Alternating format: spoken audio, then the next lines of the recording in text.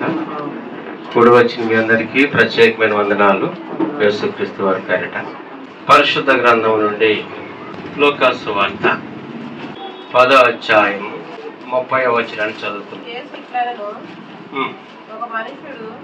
ఒక మనుషుడు యెరూషలేము నుండి యెరికో పట్టణమునకు దిగి వెళ్ళుచు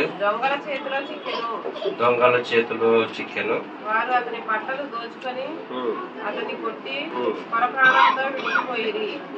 ఇక్కడ రెండు పట్టణాలు కనపడుతున్నాయి.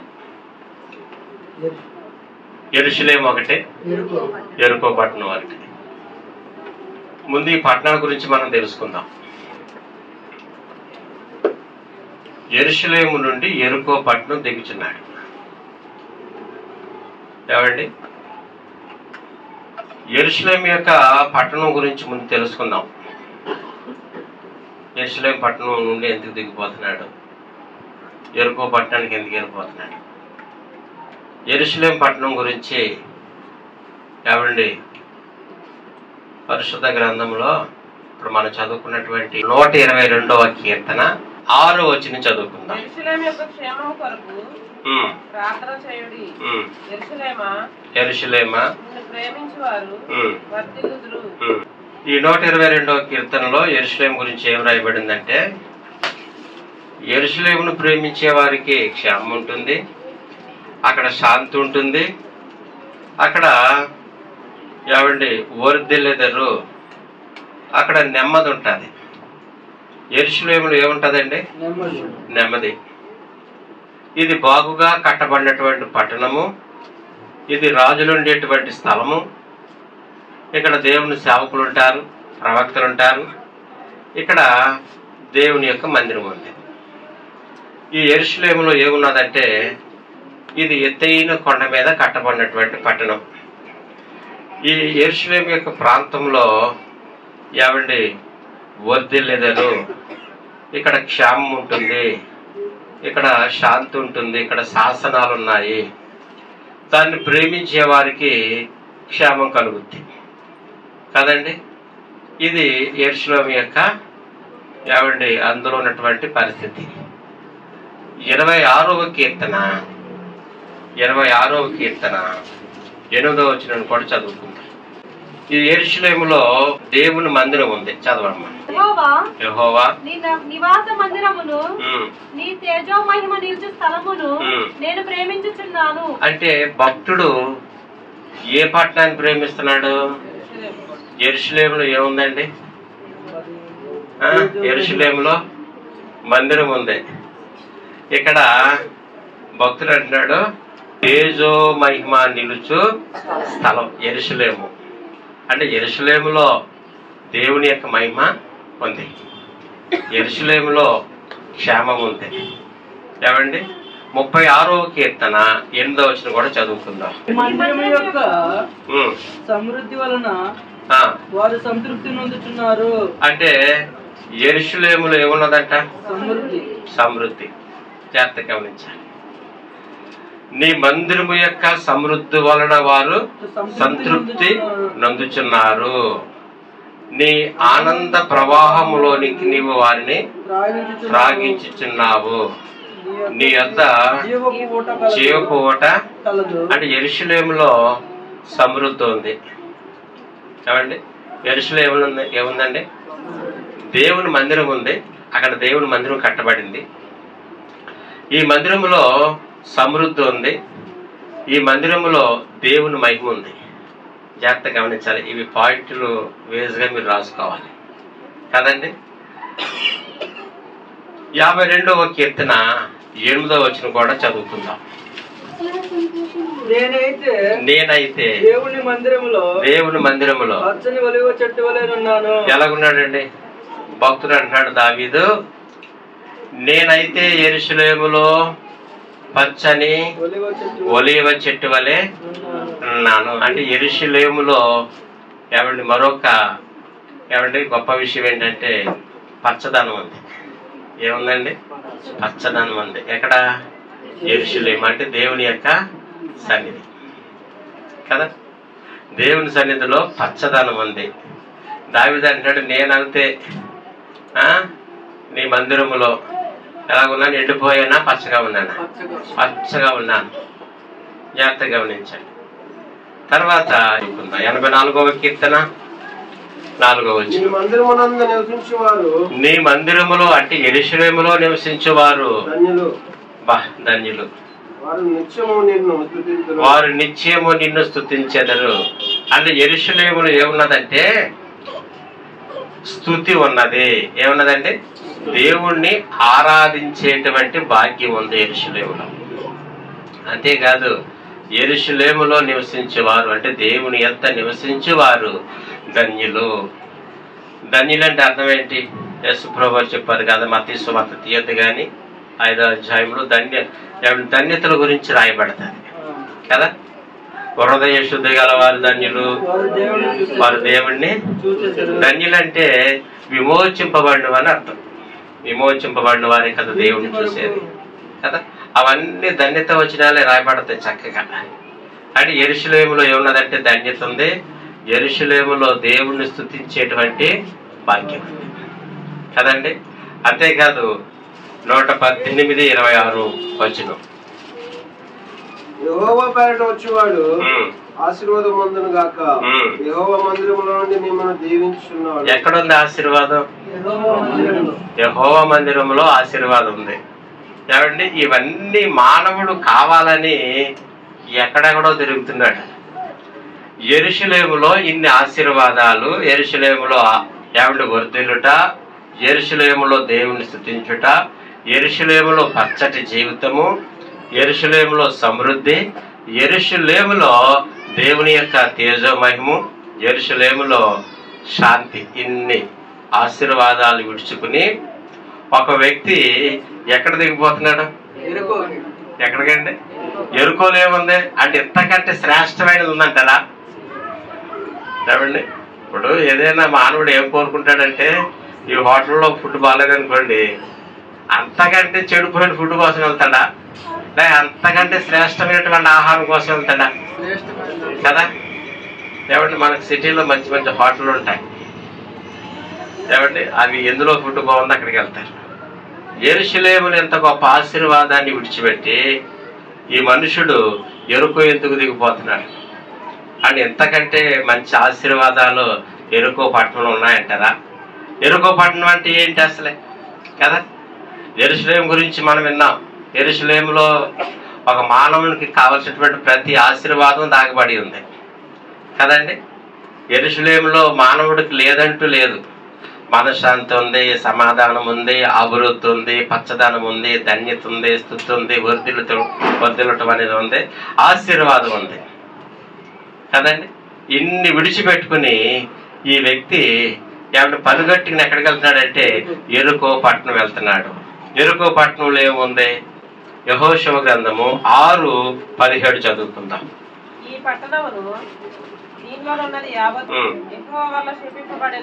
ఈ పట్టణమును దీనిలోనున్నది యావత్తును యెహోవా. అంటే ఎరుకో పట్టణంలో ఏమున్నదండి? ఏంటి, మానవుడు శాపాన్ని వెతుక్కుంటూ దిగిపోతున్నాడా?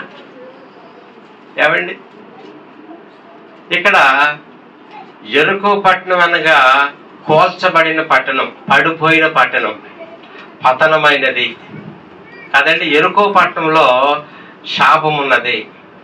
అక్కడ ఏ ఇల్లు కట్టడానికి ఏమండి కృప లేదు. ఎవరైనాను ఇల్లు కట్టాలని గుమ్మలు నిలబడితే మొదటి పెద్ద కుమారుడు చనిపోతాడు. ఆశీర్వాదం యెరూషలేములో ఉంటే ఈ మానవుడు ఎక్కడ దిగిపోతాడంటే శపితమైనది. అంటే ఎరుకో పట్టణంలో ఏమేమి ఉంటాయంటే, ఒకటి శపితమైనది, శాపగ్రస్తమైనది అంటే పాత జీవితం. ఎరుకో పట్టణంలో వేషలు ఉన్నారు. ఎవరున్నారండి? ఎరుకో పట్టణంలో దొంగలు ఉన్నారు. అర్థమవుతుందండి.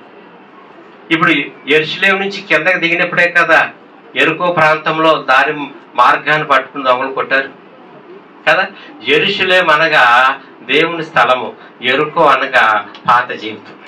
మనము పాత జీవితాన్ని నుంచి యెరూషలేము ఎక్కాం. అక్కడే ఉంటే ఇన్ని ఆశీర్వాదాలన్నీ మనకు వస్తాయి. ఇప్పుడు ఈ భూమి మీద ఉన్నటువంటి యెరూషలేము పరలోకం అనే యెరూషలేము రెండు ఒకటి. అంటే దీంతో దేవుడు దాన్ని పోల్చాడు. నూతన యెరూషలేము అని పరలోకానికి పేరు పెట్టాడు. ఈ భూమి మీద ఉన్నటువంటి యెరూషలేము అంటే దేవుని సన్నిధి అనాలి మనం. ఏమనాలండి? ఇప్పుడు యెరూషలేము యుద్ధాలు జరుగుతున్నాయి, అక్కడికి వెళ్తారేమో మీరు కదా. అక్కడ దేవుని సన్నిధి ఉంది. యెరూషలేము అంటే దేవుణ్ణి కోరుకోవటం, దేవుని స్తుతించటం. అర్థమవుతుందండి? దేవుని సన్నిధి విడిచిపెట్టేసి, ఆ రోజుల్లో ఆ మనుషులు విడిచిపెట్టేసి ఎక్కడికి వెళ్ళిపోతున్నాడు? పాత జీవితానికి వెళ్ళిపోతున్నాడు. మనిషికి పాత స్వభావం ఉంటుంది కదా, పడిపోయే స్వభావం, ప్రాచీన స్వభావం. ఇది మనుషుల్ని అప్పుడప్పుడు ప్రేరేపణ చేస్తా ఉంటది. ఎంచోపు ప్రార్థనేనా, ఎంచోపు భక్తేనా? ఎరుకో పట్టణంలో వేష ఉంది, రాహాబు అని వేష. ఆ స్వభావం కలిగిన వ్యక్తి, దొంగ స్వభావం కలిగిన వ్యక్తి. దొంగలు ఉన్నారు కదా యెరూషలేములో. యోహాను సువార్త 10:10 ఉంటది. దొంగతనమునకును హత్యకును దోచుకుంటారు తప్ప నాశనము మరి దేనికి రా కదండి. చక్కటి యెరూషలేము, సేవకులు ఉన్నటువంటి ప్రాంతము, ఎల్లప్పుడూ ప్రార్థన జరిగేది, పరిశుద్ధంగా ఉండేది, స్తుతి ఉండేది, పచ్చదనం. ఇన్ని విడిచిపెట్టుకుని మనుష్యుడు ఎక్కడికి వెళ్ళిపోతాడంటే త్రాగుడికి, వ్యభిచారానికి, దొంగతనానికి. దొంగతనం అంటే దేవునికి ఇవ్వాల్సిన సమయం అంతా నువ్వు వాడేసుకుంటావు కదా. దేవునికి ఇవ్వాల్సినటువంటి కానుకలన్నీ నువ్వు వాడుకుంటావు.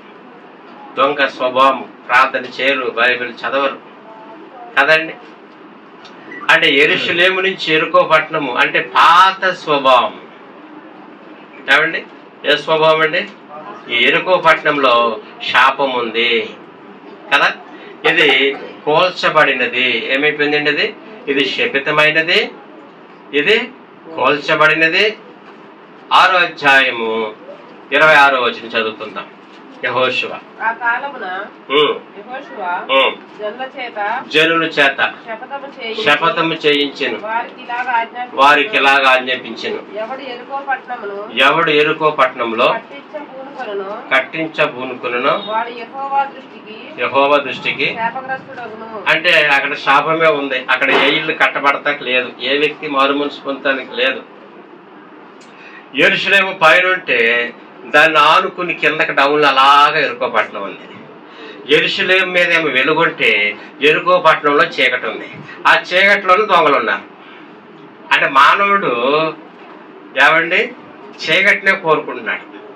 వాని క్రియలు చెడ్డమైనందున. యోహాను సువార్త 3:19 వచనం. వెలుగు లోకంలోనికి వచ్చెను, తమ క్రియలు చెడ్డమైనందున మనుషులు వెలుగును ప్రేమింపక చీకటినే ప్రేమించిరి. దుష్కార్యము చేయి ప్రతివాడు వెలుగును ద్వేషించును, తన క్రియలు దుష్క్రియలుగా కనపడకుండానట్లు వెలుగునొద్దకు రాడు. అంటే యెరూషలేములో వెలుగుంది, దేవుని సన్నిధి ఉంది, దేవుని వాక్యం ఉంది. ఇప్పుడు మనుషుడు దాన్ని ఇష్టపడతాడు, ఎడకెళ్ళిపోతున్నాడు కదండి. నీ స్వభావం ఎలా ఉంటుంది? ఎప్పుడు ప్రార్థన చేసుకుందాం, బైబిల్ చదువుకుందాం, పరిశుద్ధంగా ఉందాం అన్న మనసు ఉంటుందా? లేకపోతే చీకటి స్వభావం? తమ క్రియలు చెడ్డమైనందున మనుషుడు వెలుగును ప్రేమింపక చీకటినే ప్రేమించుచున్నాడు. మనుషుడు ఏం ప్రేమిస్తున్నాడు? చీకటి అంటే రాత్రులు ప్రేమించడం కాదు, పాప సంబంధమైన క్రియలు, శపితమైన దాన్ని ప్రేమించడం. మానవుడు ఎక్కడి నుండి వచ్చాడో అక్కడికి పడిపోవడానికి ఏమండి ఎంత ఆశ కలిగి ఉంటాడు కదా. కడగబడినటువంటి పంది మళ్ళీ బురదలోకి వెళ్ళినట్టుగా, కుక్క కక్కిన దానికి మరలాశ పడినట్లుగా మానవుడు యెరూషలేము నుంచి యెరికో దిగుతున్నాడు. మనం ఆత్మీయతలో కింద నుంచి పైకి ఎక్కాలి, గుర్తుపెట్టుకోండి. కింద నుంచి యాకోబు బేతేల్లో పైకి ఎక్కడా కిందకి దిగాడా? ఆయనకు దర్శనం అవుతుంది కాదండి, అంతేకాదు కిందకి దిగలేదు కదా. మరి ఈ మనుషుడు అంటే అర్థం ఏంటంటే ఏ వద్దనుకున్నాడో, ఏది తినకూడదు అనుకున్నాడో, ఎవరితో స్నేహం వద్దనుకున్నాడో కదా అక్కడికి వెళ్ళిపోతున్నాడు. అంటే పైనుంచి కిందకు వచ్చేస్తున్నాడు.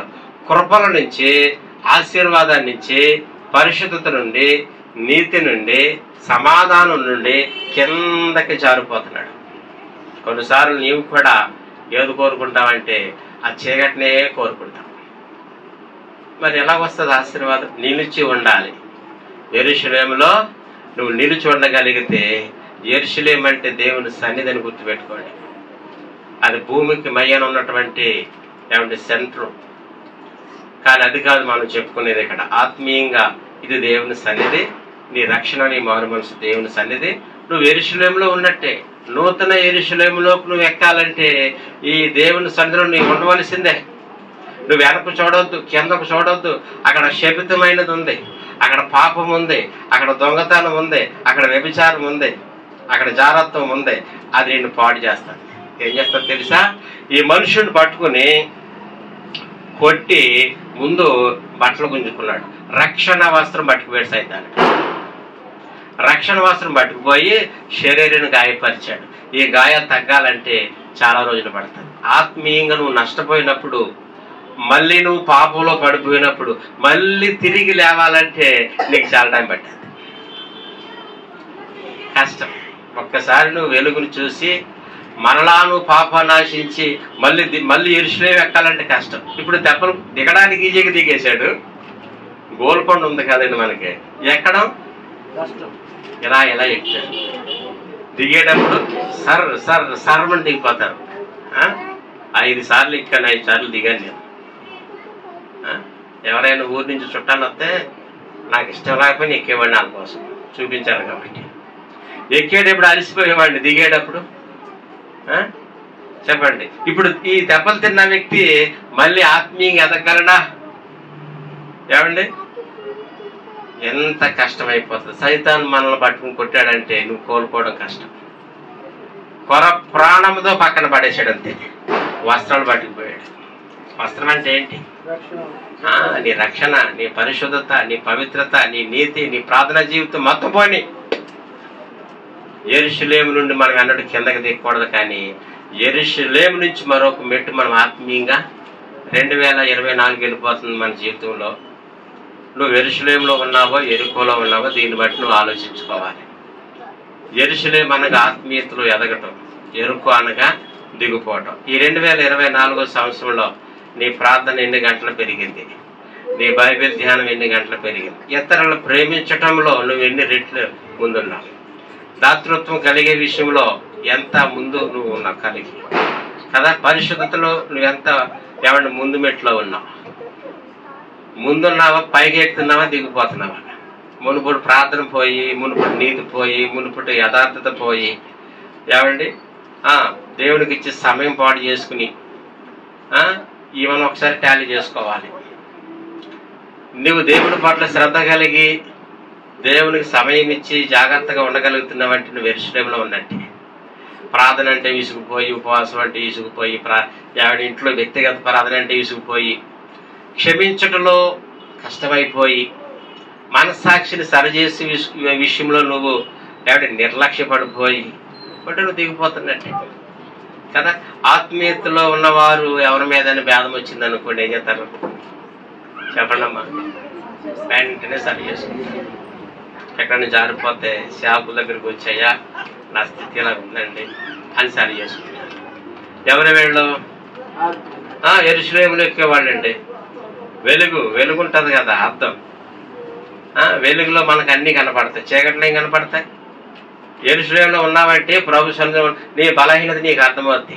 నువ్వు దిగిపోతున్నావు అనుకో, సైతాన్ని పట్టుకుంటాడు, నీకేం తెలియదు. ఇంకా చీకట్లో కొర ప్రాణమే, వాడు కొర ప్రాణంతో ఉంచాడు కానీ మొత్తం నీ ప్రాణమే తీసేస్తాడు సైతాన్ని.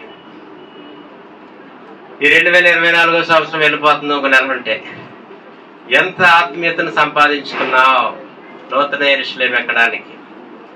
లేదా ఎప్పుడో దిగిపోయావా యెరికో పట్టణము? అయితే నువ్వు పట్టబడినట్టే. ఎన్ని కృపలు, ఎన్ని ఆశీర్వాదాలు విడిచి నువ్వు కిందకు వచ్చేస్తున్నావు. ఎక్కడికి వచ్చేసావంటే ఎక్కడైతే నువ్వు ఒప్పుకోవడం మొదలు పెట్టావో అదే బురద కాడకు వచ్చేసావు. ఉంటుందా ఆశీర్వాదం? నువ్వు యెరికో పట్టణం దిగిపోతే నీలో ప్రేమ పోతుంది, నీలో శాంతి ఉండదు, సమాధానం ఉండదు, అభివృద్ధి ఉండదు, తర్వాత ఆరోగ్యం ఉండదు, మీ ఇంట్లో దేవుని మహిమ ఉండదు, అంత దెయ్యాల మహిమ ఉంటుంది, సమృద్ధి ఉండదు, పిల్లల్లో ఆశీర్వాదం సమృద్ధి ఉండదు, పచ్చదనం ఉండదు కదా. ఏమండి, నీవు ధన్యుడు కాలేవు, నువ్వు దేవుణ్ణి స్తుతించలేవు, మనసారా దిగిపోయే లక్షణాలు కదా, వర్ధిల్ల లేవు. ఏమండి, దేవుని నీకు లేవు. ఇది యెరూషలేములో ఉంది. ఇవన్నీ పోగొట్టేసుకుంటాం. పోగొట్టిన ఎక్కడికి వెళ్ళిపోతాం? శపితమైన జీవితంలోకి వెళ్ళిపోతాం. ఎక్కడికి వెళ్ళిపోతామండి? త్రోపక్క అంజూరుపు చెట్టు ఏమైపోయింది? శపించబడింది అని చెప్పాలి. ఏమైపోయిందండి? శాపం తగలగానే ఏమైపోయింది? ఎండిపోయింది. యెరూషలేములో ఉన్నటువంటి దావీదు ఎలాగున్నాడు? పచ్చగా ఉన్నాడంట. మరి ఎలాగున్నాం ఈ రాత్రి? మందిరానికి వచ్చేవాళ్ళందరూ పచ్చగా ఉంటారు ఏంటంటే? కానుకలు ఇచ్చేవాళ్ళందరూ పచ్చగా ఉంటారా? చెప్పండి అమ్మా. ఉన్నావా? పచ్చగా ఉన్నావా? వర్ధిల్లుతున్నావా? ఆయన మందిరంలో నీకేమైనా ఆయన మహిమను చూడగలుగుతున్నావా? యెరూషలేమును ఎందుకు విడిచిపెట్టేశావు? ఎందుకు ఎరుకో శపితమైన దాన్ని కోరుకుంటున్నావు? ఏమండి, నీ శాపము నా శాపము యేసు ప్రభు సిలువలో ఎవరి భరించాడే. మళ్ళీ ఆ శాపంలోకి ఎందుకు వెళ్ళిపోతున్నా? పాత జీవితంలోకి ఎందుకు వెళ్ళిపోతున్నా? ఆ మురుకులోకి, ఆ అబద్ధాల్లోకి, ఆ బురదలోకి. అందులో ఆశీర్వాదం లేదు, శపితమైనది. అయ్యోను శపించబడినవాడు, ఆశీర్వాదం లేనివాడు. అతడు యెహోవా సన్నిధిలో నుంచి వెళ్ళగొట్టబడినవాడు. యెహోవా సన్నిధికి ఏ వ్యక్తి దూరం అయిపోతాడో ఆ వ్యక్తి జీవితంలో శాపమే. అక్కడ ఏమీ కట్టబడదు. నీ కుటుంబాన్ని నువ్వు కట్టుకోవాలంటే నువ్వు యెరూషలేములో ఉండాలి. ఎవడైనా దీన్ని కట్టబోనుకుంటే ఏమైపోతాడు? ఎరుకో పట్టణంలో ఏమైపోతాడండి? జ్యేష్ఠ కుమారుడు చనిపోతాడు. అంటే ఎరుకో పట్టణంలో నూతన గృహాలు కట్టుకునేటువంటి లేదు అవకాశం. అంటే అర్థం ఏంటి? కుటుంబాన్ని కట్టుకునే స్థితి లేదు. అది యెరూషలేములో ఉన్నది కదా. వాక్యం వింటున్నా నీ జీవితంలో ఎదుగుతున్నావా? దిగుతున్నావా? ఎక్కుతున్నావా? కిందకి జారిపోతున్నావా? కిందకి జారిపోవడం ఈజీయే, ఎక్కడం కష్టం. పాపంలో పడిపోవడం చాలా ఈజీ. నువ్వు పాపంలో పడ్డావంటే ఎంత శాపమును భరించాలి కదా. ఒక ఆయన శపితమైన దాన్ని ముట్టుకోవద్దంటే ముట్టుకున్నాడు. ఎవరైనా ఆఖరి శపితమైనది ఏది ముట్టుకోవద్దు అన్నాడు యెహోషువ. ఎవరు చూడలేదు కదని చెప్పేసి అడితే వీడు తిరిగి కొంత బంగారం వెండి వస్త్రాలు పట్టుకొచ్చాడు ఇంటికి. శాపం ఊరుకుంటుందా? కుటుంబం అంతా చచ్చిపోయింది. సరే, ఎంత భయంకరమైంది శాపం. దేవుడు మందిరానికి వస్తే ఆశీర్వాదం అని చాలా మందికి తెలుసు. దేవుడు మందిరానికి వచ్చేత ఆశీర్వాదం రాదు. యెరూషలేములో ఉంటే నీకు ఆశీర్వాదం అంటే అర్థం ఏంటంటే, ప్రభు సన్నిధి నీతో ఉంటే, ప్రభు యొక్క మహిమ నీతో ఉంటే, ఆయన స్తుతించగలిగితే నీకు ఆశీర్వాదం. అసలు చర్చిలో అడుగుపెట్టిన ప్రతి వ్యక్తి కూడా దీవించబడితే ఈ రోజునాడు భారతదేశం అంతా చర్చిలు అయిపోతాయండి. ఏమండి, ఇంకెవరో ఏ మసీదుకి వెళ్ళరు, ఏ హిందూ గుడికి వెళ్ళరు. నిశ్చయంగా విషయం చర్చికి వెళ్ళడం కాదండి గొప్ప సంగతి కదా. మనము దేవుని మందిరంలో పరిశుద్ధులై ఉండాలి, మారు మనసు పొంది ఉండాలి, పాపం లేనివారుగా ఉండాలి. అప్పుడు దేవుడు నిన్ను దీవిస్తాడు. అర్థమవుతుందండి. కాబట్టి ఈ రాత్రి యెరూషలేముకి యెరికో పట్టణానికి ఎంత తేడా ఉందంటే, యెరూషలేము పరలోకానికి చూచిన యెరికో పట్టణం శపితమైనది, పాతాళలోకానికే. అర్థమవుతుందండి. నూతన యెరూషలేము ప్రకటన 22:21 చదవండి. మరియు నేను నూతనమైన యెరూషలేమును, ఆ పరిశుద్ధ పట్టణము తన భర్త కొరకు అలంకరింపబడిన పెళ్లి కుమార్తె వలె సిద్ధపడి. చెప్పండి, పరలోకానికి ఉన్న పేరేంటి? నూతన యెరూషలేము. ఈ పాత యెరూషలేము అంటే దేవుని సన్నిధిలో ఉన్న వాళ్ళకే నూతన యెరూషలేము. నువ్వు జారిపోయే వ్యక్తిగా ఉంటే, పడిపోయే వ్యక్తిగా ఉంటే, వెనక్కి తిరిగేటువంటి వ్యక్తిగా ఉంటే కోల్పోతాం. మనం ప్రాణం పోయే వరకు చేయవలసిందే. ఏమండి, అప్పుడు మాత్రమే ఆ యెరూషలేములోకి మనము ఇన్ని గొప్ప ఆశీర్వాదాలు విడిచి ఈ మనుషుడు ఎక్కడికి వెళ్ళిపోతున్నాడు? శాపంలోకి వెళ్ళిపోతున్నాడు కదా. మన కంటికి కనపడే మన బంధువులు కావచ్చు, ఇరుగు పొరుగు వారు కావచ్చు, వీళ్ళందరూ కూడా ఏమంటే శాపంలోకి వెళ్ళిపోతున్నారు. ఎక్కడికి వెళ్ళిపోతున్నారండి? అయ్యా మారండి, మారు మనసు పొందండి అంటే గిట్టరాళ్ళు శాపాన్నే కోరుకుంటారు. శపితమైన దాన్ని కోరుకుని పైనుంచి కిందకి జారిపోతారు. పాపం మనుషుడు చాలా ఈజీగా ఆకర్షిస్తుంది. తాగడం సులువు, పాపం చేయడం సులువు, సినిమా కాలడం సులువు. రేపొద్దు నరకం సులువుగా ఉండదు. నరకము సులువుగా ఉండదు, అది కాలుస్తూనే ఉంటుంది. అది మిక్కటమైన వేండ్రముతో నేను కాల్చివేస్తుంది నీ ఆత్మని. కాబట్టి మారు మనసు పొంది నీ జీవితంలో నువ్వు కడవరకు ఉండవలసిన తలమేది? ప్రభు సన్నిధి. ఏదండి? నీ ఇల్లే ఒక ప్రభు సన్నిధి అయిపోవాలి కదా. అలా నువ్వు నిలిచి ఉండగలిగితే ఎంత గొప్ప ఆశీర్వాదం నీకుంటుంది. మనం చదువుకున్నటువంటి ఆ కీర్తనలు ఉన్న అధ్యాయాలు వచ్చినన్నీ కూడా యెరూషలేములో ఉన్న ప్రజల గురించి, అంటే దేవునితో ఉన్న ప్రజల గురించి రాయబడింది. కానీ నువ్వేం చేస్తావంటే ఏమంటే దొంగలతో స్నేహం చేయడానికి, వేషలతో స్నేహం చేయడానికి కదా, శాపగ్రస్తమైన జీవితాన్నే కోరుకుంటున్నావు తప్ప కయ్యంలాగా ఏమంటే నీవు ఉన్న చోటని నిలిచి నీవు వండలే. పేతురు అన్నాడు, ప్రభువా మనం ఇక్కడ ఉండుట మంచిది అన్నాడు యేసు ప్రభు. మనం ఇక్కడే ఉందాం ప్రభువా. కొండ మీదకి వెళ్ళి ఆయన రూపాంతరం చెందినప్పుడు, ప్రభువా మనం ఇక్కడే ఉందాం. మరి నువ్వు ఎక్కడ ఉంటున్నావు? యెరూషలేములో ఉంటున్నావా? ఎరుకో పట్టణంలోకి వెళ్ళిపోతున్నావా?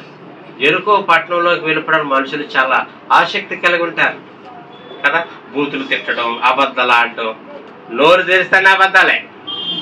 ఇది ఎరుకో స్వభావం. ఏమండి? దొంగ స్వభావం.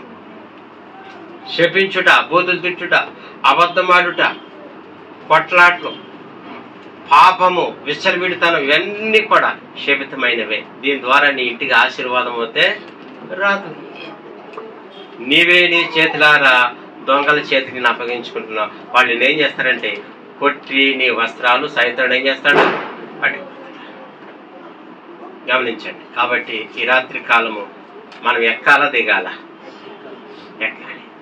కొంతమంది అసలే ఎక్కలేదు. ఇప్పుడు కొంతమంది ఇక ఎరుకలో ఉన్నారు. కొంతమంది ఎందుకంటే ఎరుకో పట్టణం నుండి యెరూషలేం వెళ్ళాలంటే యెరూషలేంలో శాసనాలు ఉన్నాయి. ఏమున్నాయంటే అక్కడ 122 కీర్తనల శాసనాలు ఉన్నాయంటే అర్థం ఏంటంటే నియమ నిబంధనలు ఉన్నాయి మనకి. తప్పు చేయొద్దు, త్రాగొద్దు, కొట్టొద్దు, తిట్టొద్దు, పాపం చేయకని. ఇవి కష్టం వీళ్ళకి. కాబట్టి మేము ఇక్కడే ఉంటామండి, ఎరుకో పట్టణంలో ఉంటామండి, చచ్చిపోయి నరకానికి వెళ్ళిపోతామండి. నరకం అంత ఈజీగా నేను కూర్చోబెట్టదు. ఇక్కడ కూర్చున్నంత ఈజీగా అదే ఉండదండి కదా. మీరు ఎప్పుడైనా బర్నింగ్ కేసులు చూసారా? హాస్పిటల్లో ఎంతమంది చూసారు బర్నింగ్ కేసుల్ని? ఏమంటారు? చల్లచల్లగా ఉందంటారా? నర్సులు ఉన్నారు అక్కడ మన సంఘంలో. బర్నింగ్ కేసులు ఒళ్ళంతా కాలిపోయి కొంతమంది కిరసనాయిలు వేసుకుని అంటించుకునేవాళ్ళు, ఆయిల్ వేసుకుని అంటించుకునేవాళ్ళు, గ్యాస్ బండి పిల్లలు ఒళ్ళంతా బొబ్బొచ్చేసి ఒక పాప వాళ్ళ అమ్మ తిట్టిందని చెప్పేసి మేము రెంటుకున్నటువంటి ఇంటి వాళ్ళ కూతురు ఒక గదిలోకి వెళ్ళి తలుపు వేసుకుని అంటించుకుంది కిరసనాల ఆయిల్ పోసుకుని. అసలు వాళ్ళంతా కాలిపోయింది. కాబట్టి నేను తెల్లారి వెళ్ళాను ఆమెని చూడడానికి ఉస్మానియా హాస్పిటల్, అటు మాకు దగ్గర కదా.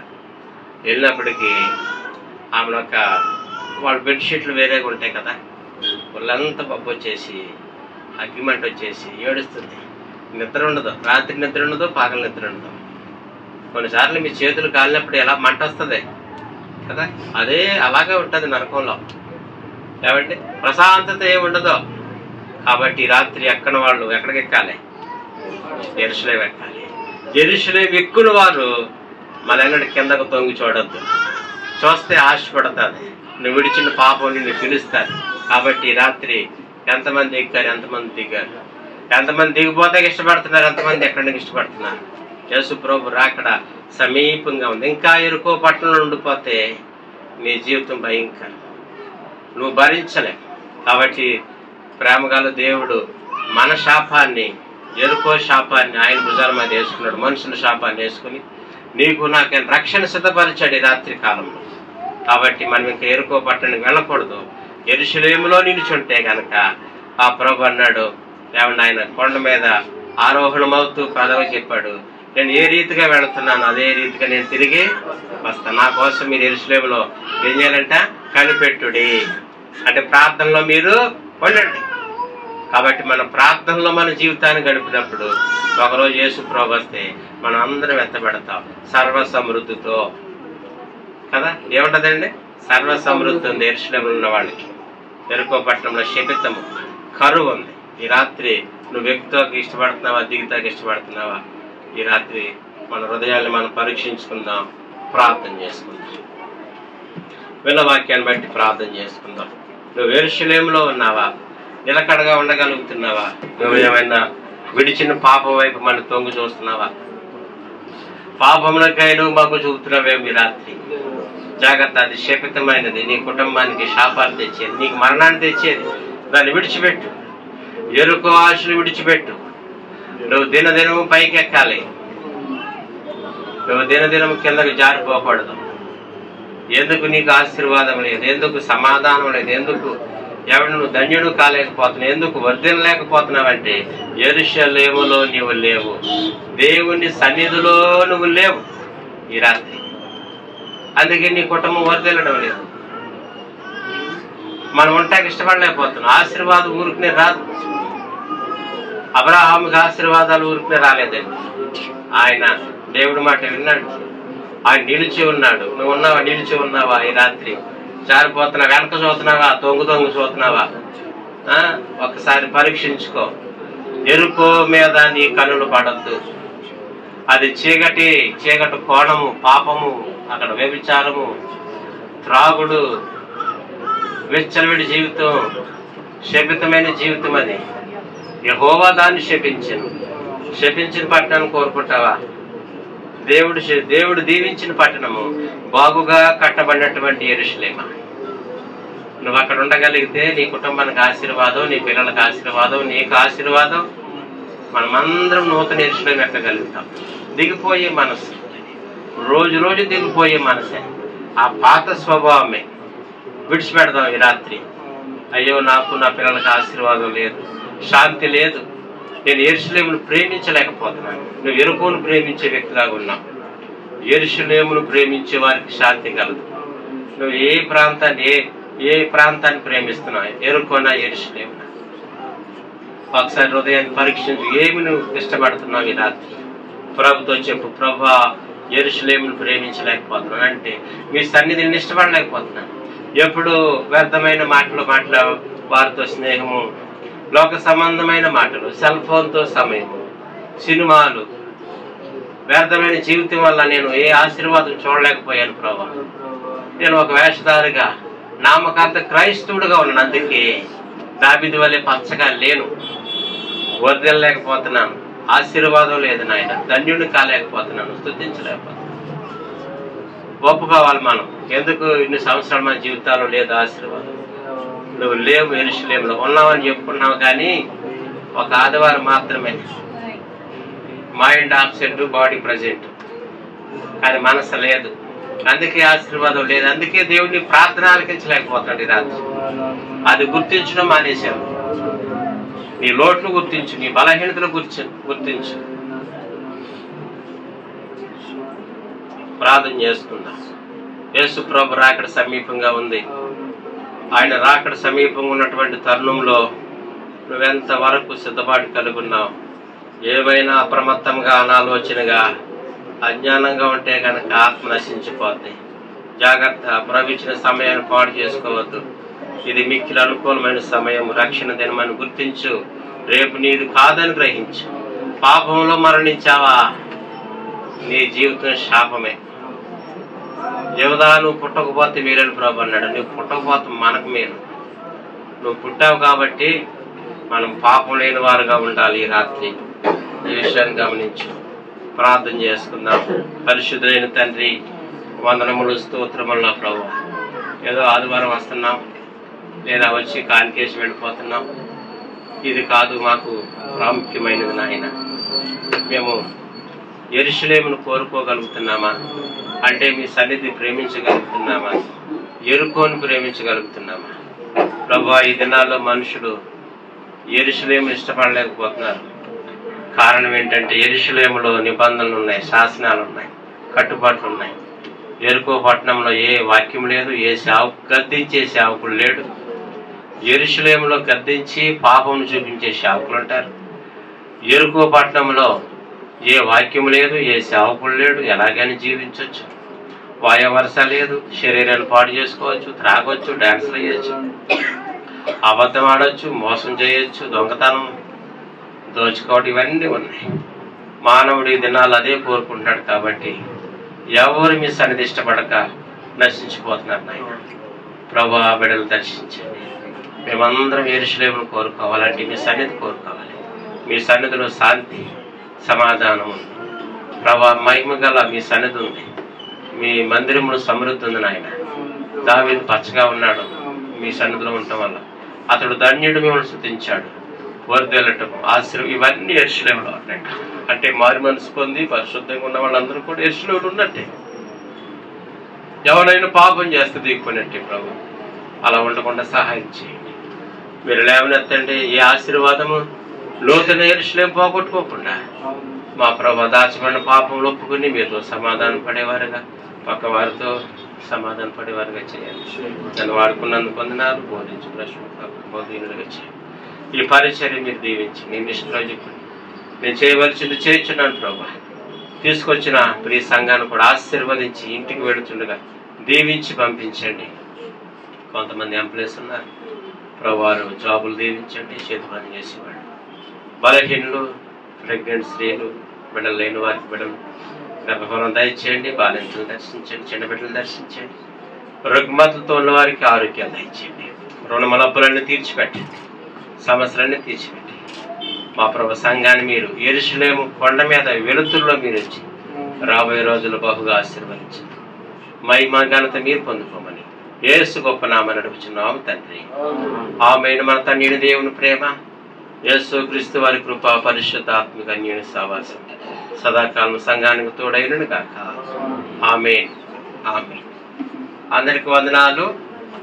ప్రతి ఆదివారము ఈ స్థలంలో సాయంకాలం 7 గంటలకి ఆరాధన, ప్రతి శనివారం, బుధవారం 7 గంటలకు ఉపవాస ప్రార్థన, ప్రతి మంగళవారము